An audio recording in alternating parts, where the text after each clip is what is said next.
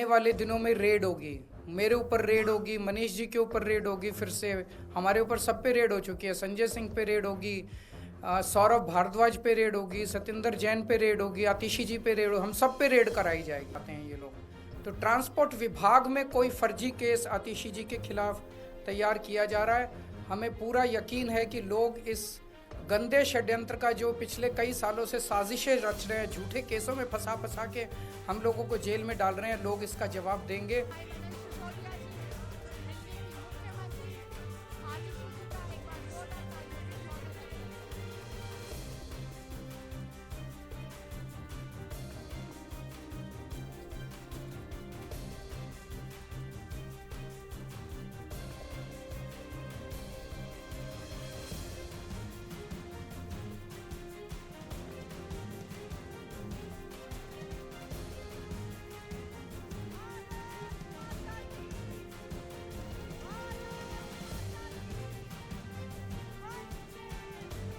जानते हैं कि किस तरह से पिछले 10 साल में भारतीय जनता पार्टी ने दिल्ली के लोगों के खिलाफ उनकी ज़िंदगी दूभर करने के लिए कितनी किस्म के षड्यंत्र रचे हैं।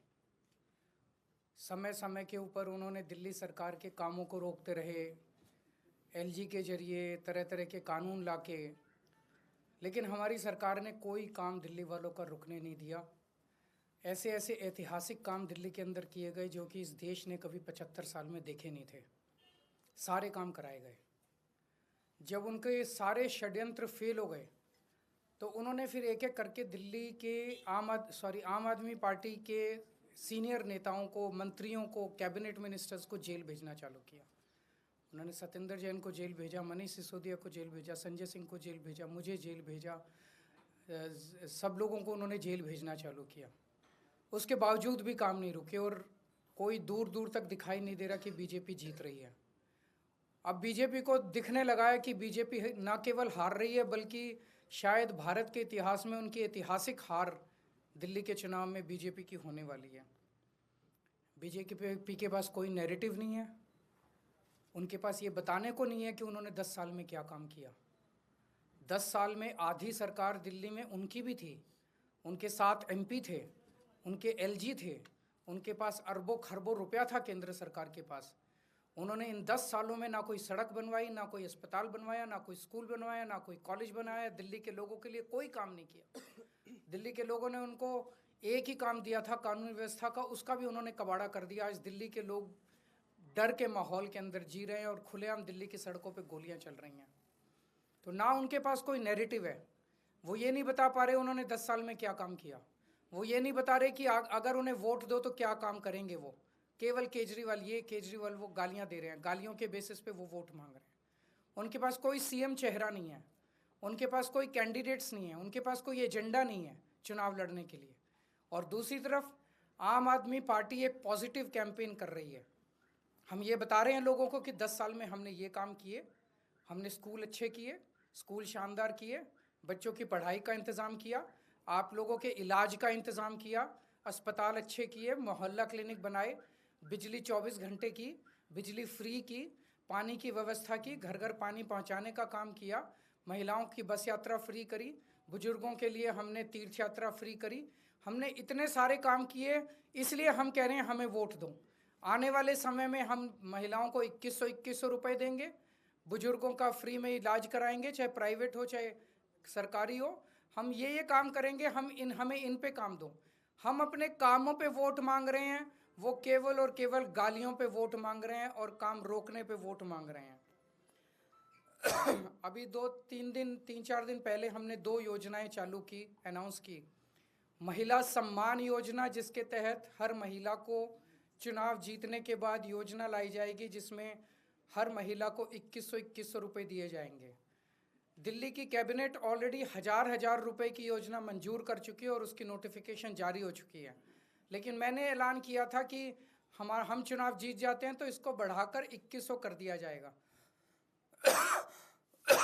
उसी तरह से बुजुर्गों के लिए हमने संजीवनी योजना ऐलान किया कि 60 साल से ऊपर के बुजुर्गों का सारा इलाज मुफ्त करवाएंगे, चाहे प्राइवेट हो चाहे सरकारी अस्पताल हो। इसमें ज़बरदस्त भीड़ लग रही है, लोग रजिस्ट्रेशन करा रहे हैं, लंबी लंबी लाइनें लग रही है, लोग हमारे दफ्तर आ रहे हैं और लोग बहुत खुश हैं, बहुत खुश हैं।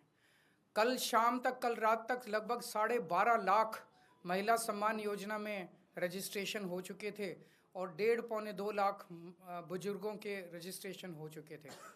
इस सब से बीजेपी बुरी तरह से बौखला गई है और अभी 3 या 4 दिन पहले हमें अपने सूत्रों से पता चला है कि ईडी, सीबीआई और इनकम टैक्स तीनों एजेंसीज की मीटिंग हुई है और उस मीटिंग में ऊपर से आदेश आए हैं कि कुछ भी फर्जी केस करके दिल्ली की सीएम आतिशी जी को गिरफ्तार किया जाए।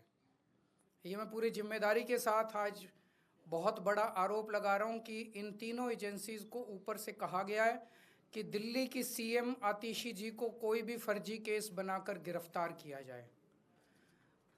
उन्हें यह भी कहा गया है कि उसके पहले, गिरफ्तारी के पहले, आम आदमी पार्टी के सभी सीनियर लीडर्स पर आने वाले दिनों में रेड होगी। मेरे ऊपर रेड होगी, मनीष जी के ऊपर रेड होगी, फिर से हमारे ऊपर सब पे रेड हो चुकी है। संजय सिंह पे रेड होगी, सौरभ भारद्वाज पे रेड होगी, सत्येंद्र जैन पे रेड होगी, आतिशी जी पे रेड होगी, हम सब पे रेड कराई जाएगी। और उनका मकसद है कि किसी भी तरह से हमें चुनावी तैयारियां जो हम कर रहे हैं, प्रचार कर रहे हैं, उससे डिस्ट्रैक्ट करना ताकि हमारा दिमाग दूसरी चीज़ों में उलझा रहे। ऐसा भी सुनने में आया, सूत्रों से पता चला है कि ट्रांसपोर्ट विभाग में कोई फर्जी केस तैयार किया जा रहा है आतिशी जी के खिलाफ और इनका पूरा मकसद है कि ये किसी भी तरह से महिलाओं की फ्री बस योजना जो है वो रोकना चाहते हैं, वो बंद करवाना चाहते हैं ये लोग। तो ट्रांसपोर्ट विभाग में कोई फर्जी केस आतिशी जी के खिलाफ तैयार किया जा रहा है।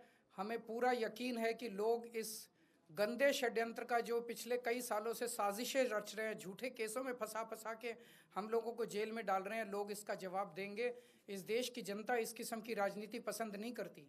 आप अपने काम पे वोट मांगिए। आप ये बताइए कि 10 साल में आपने दिल्ली में क्या काम किए, आने वाले समय में आप क्या काम करेंगे। केवल जेल डालने से, गालियां देने से इस तरह से जनता वोट नहीं देती। मैं आतिशी जी से कहूँगा कि 2 शब्द कहें।